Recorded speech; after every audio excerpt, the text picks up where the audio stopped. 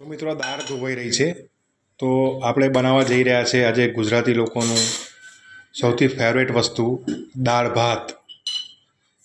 દાળ ધોવાઈ ગઈ એટલે એની અંદર 2 ચમચી હળદર નાખવામાં આવ્યું છે.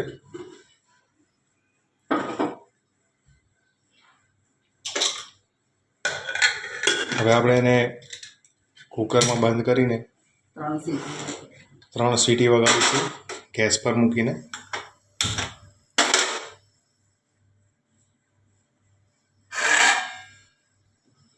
ત્રણ સીટી વાગશે પછી દાળ બફાઈ જશે, પછી દાળનો વઘાર કરીશું.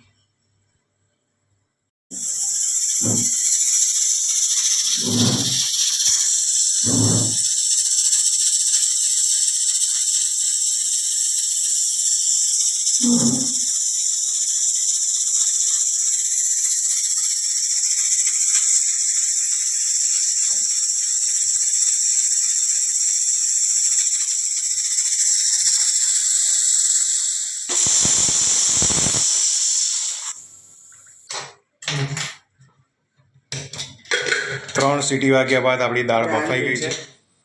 હવે આપણે એને એક બાઉલમાં કાઢી લઈએ.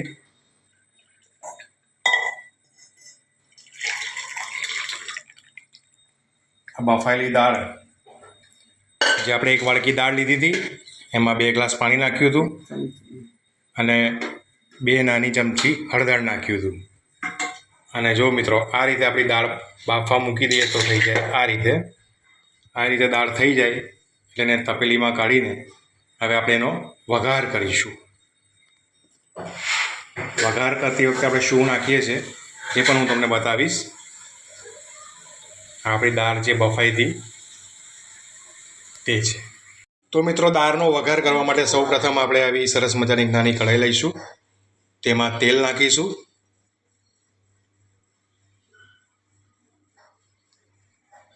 જો મિત્રો, આ રીતે તેલ નાખી દેવાનું અને તેને ગરમ થવા દેવાનું.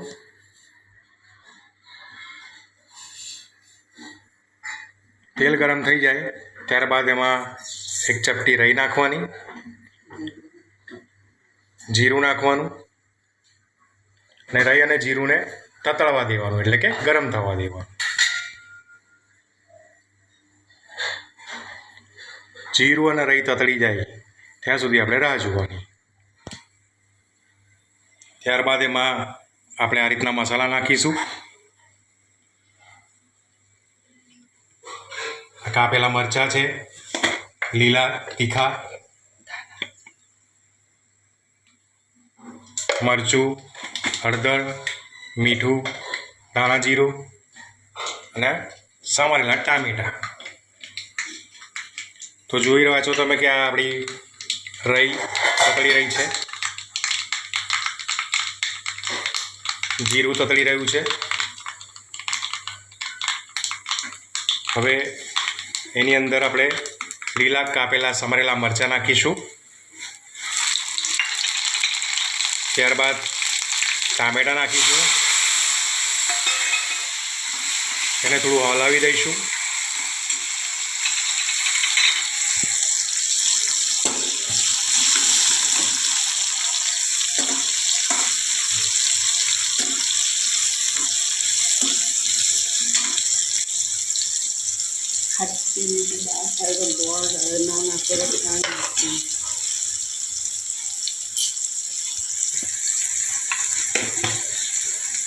ટામેટાને બરાબર આપણે શેકાવા દઈશું.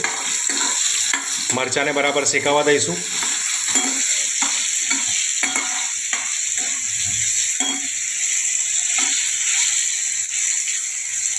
મિત્રો, આ દાળ અમે બહુ તીખી પણ નહીં, બહુ મીઠી પણ નહીં, એ રીતની બનાવી રહ્યા છે. જો તમારે મીઠી દાળ બનાવી હોય તો તમે એમાં ગોળ પણ નાખી શકો છો.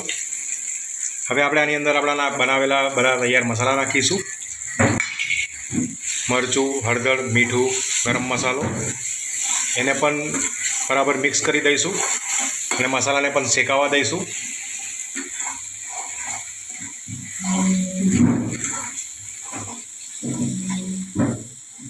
વાહ, સુગંધ તો બહુ જોરદાર આવી રહી છે.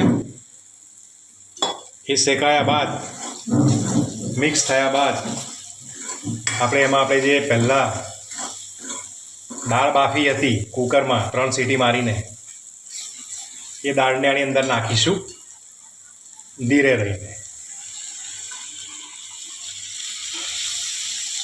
જુઓ મિત્રો, દાળની અંદર દાળ નાખ્યા બાદ તેને ધીરે ધીરે હલાવીશું, મિક્સ કરીશું અને ત્યારબાદ આપણે થોડીક ખાંડ નાખીશું સ્વાદ અનુસાર અને થોડુંક મીઠું સ્વાદ અનુસાર. ત્યારબાદ તેને પાછા ફરી હલાવીશું. બહુ જાડી દાળ હોય તો તમે થોડું પાણી પણ એડ કરી શકો છો.